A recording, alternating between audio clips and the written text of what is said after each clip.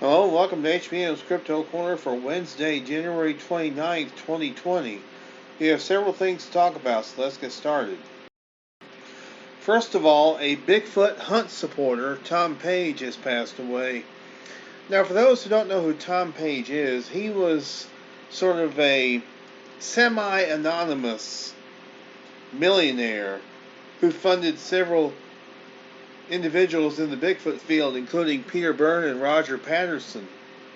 Roger Patterson and Dennis Jensen.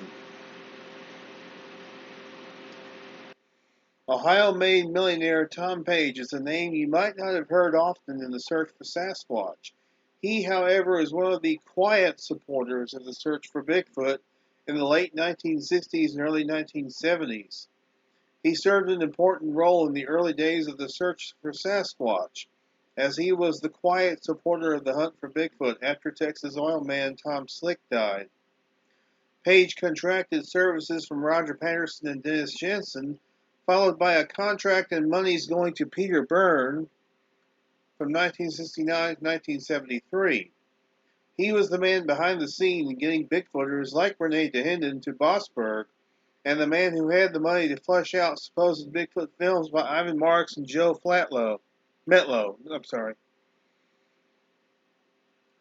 A few years ago, the International Cryptozoology Museum was happy to announce the exhibition of parts of Tom Page's collection, the complete acquisition of which occurred in 2014.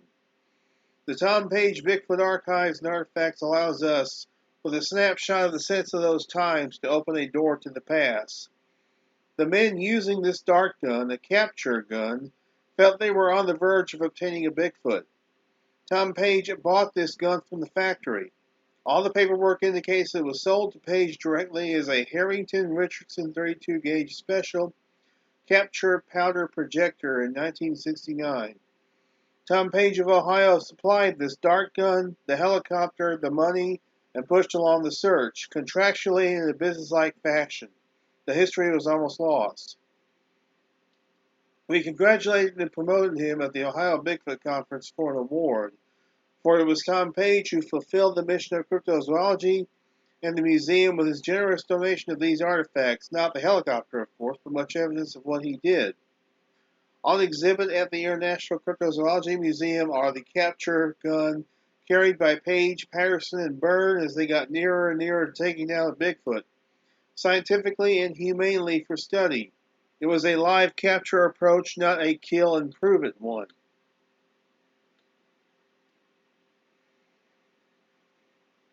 And these are some of the artifacts.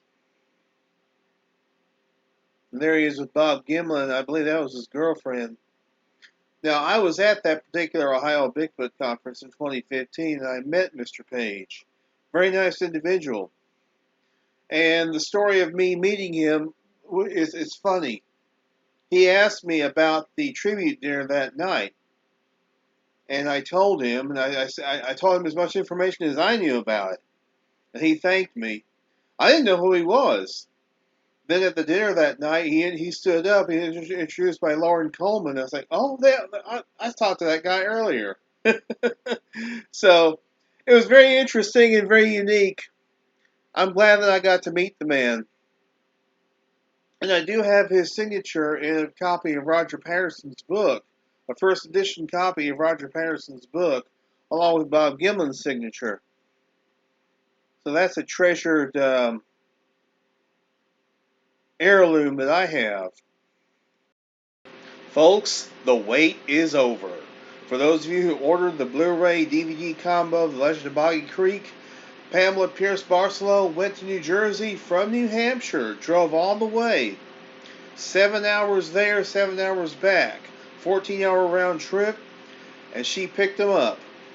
And she has started shipping them out. She's fulfilled the first 100 orders. And she's going to be doing more. So for those of us who ordered The Legend of Boggy Creek, we're going to be getting them soon. I'm looking forward to it. It's going to be great. The new special Ancient Monster Quest was on Saturday night, and it was really good. Had my good friends Kathy and Bob Strain and Jerry Hine on it.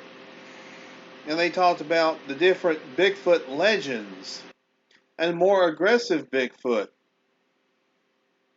In other words, Bigfoot have been more aggressive throughout the history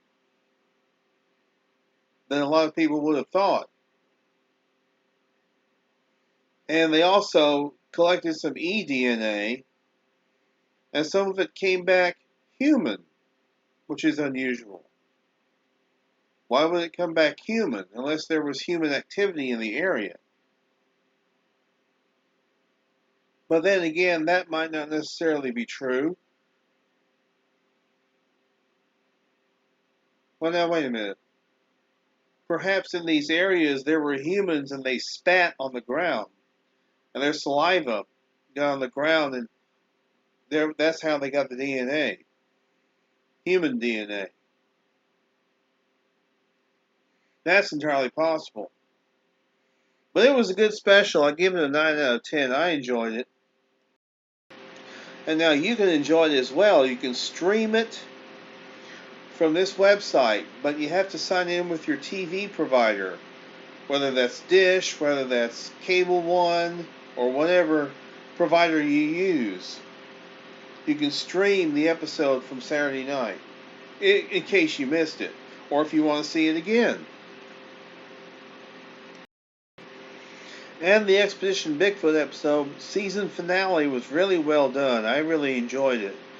They sent a drone into a mine shaft, and there were several branches and apparently tubes, lava tubes perhaps, maybe.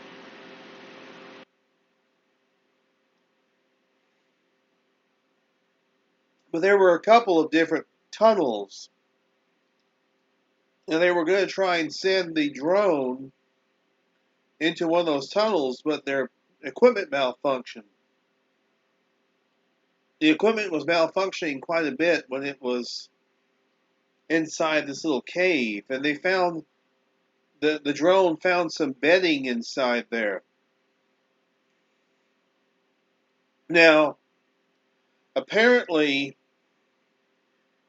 the mine was lined with cinnabar, which is a toxic mineral of some sort.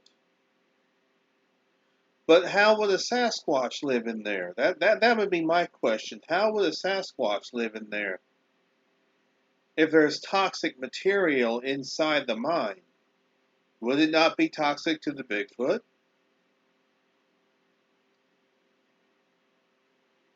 I don't know. I mean, we don't know anything about how well Bigfoot adapts to toxicity. Could a sick Bigfoot be living in that cave? Who knows? But if I were to rank last night's episode of Expedition Bigfoot, I'd rank it about a 9.5 out of 10. It was really good. I enjoyed it. And they got what appeared to be some footage of what appears to be either a hunter or a Sasquatch in the area. And this was 2 months after they left the area. They left a camera to watch the area. And they got something on regular camera, not a thermal. This was not on a thermal. This was on a daytime camera. So did they get a Sasquatch? Who knows? Who really knows? And they actually, when they sent the drone in there, the drone brought out some hairs. The hairs were caught in the blades of the drone. And they collected the hairs and they came back human. Now, would a human go into a cave, into a mine shaft with potentially toxic mineral? I don't know. I mean, it's really a good question. What exactly was living in that mine shaft? And it would be kind of dangerous because I'd be afraid of a mine collapse, mine shaft collapse. That would be my concern. So if there was a Bigfoot living in there, would it not be concerned about a collapse of the mine? Maybe not. Who knows? But this is an article about how Expedition Bigfoot tracks the big beast with drones and algorithms. Just basically an article about the show. And about Dr. Mayer and those who were part of the show. Hopefully there'll be a season 2. I would be interested to see if there is. Finally is a very interesting video from Snoqualmie Pass in Washington State. Apparently they have a video camera that sits up there and monitors, don't know what it's monitoring. Traffic perhaps? I don't know. But check this out. No, not that.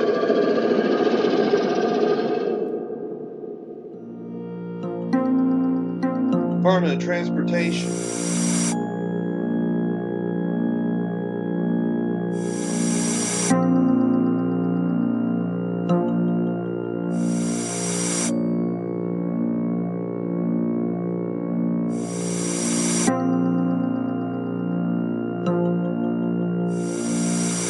It's a thermal image, as you can tell. But what is that? Or who is that?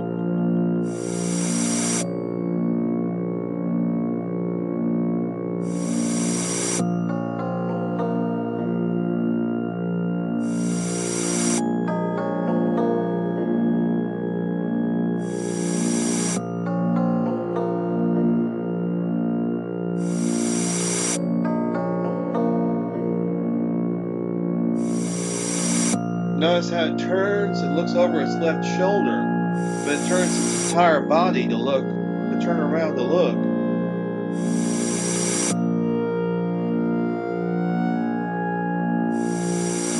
Now, of course, that could possibly be a person in some kind of heavy snowsuit.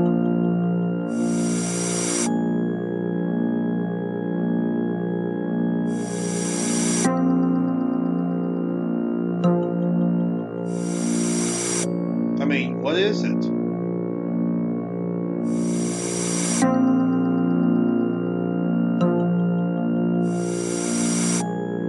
Caption says, does it turn its neck over its left shoulder, or does it turn its upper body to the left?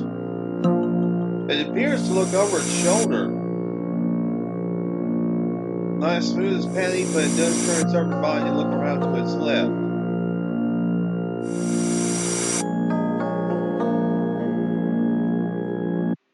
Okay, that's the end of the actual video itself. Is this a video of a Sasquatch taken by the Washington Department of Transportation? That's a good question. And even if it is, does that mean that the mystery is solved? No, it does not. It does not mean that the mystery is solved. It just means that there's yet another video for us to look at.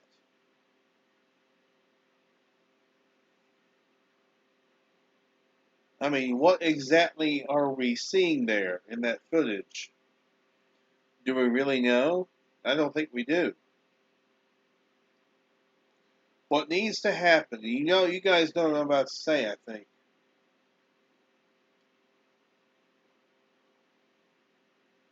But just in case you don't, here it is.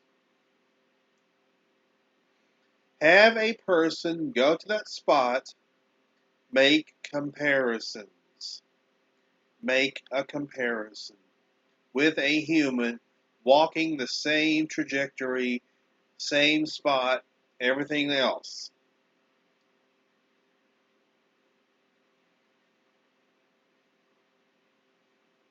If you can rule out that it's a human, then you have something. But if you can't rule out that it's a human, then you may as well just give it up.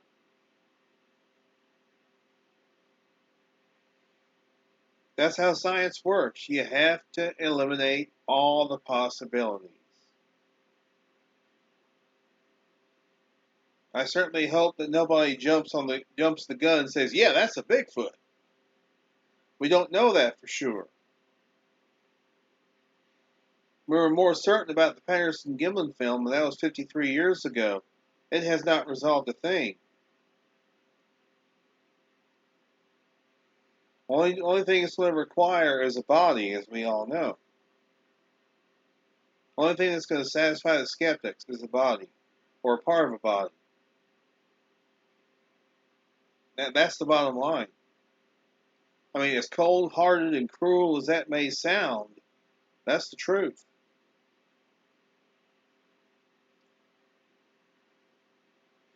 It's interesting footage, but it's not anywhere near what we need as far as proof. It's evidence. It's interesting evidence if it is a Sasquatch, but it's not proof.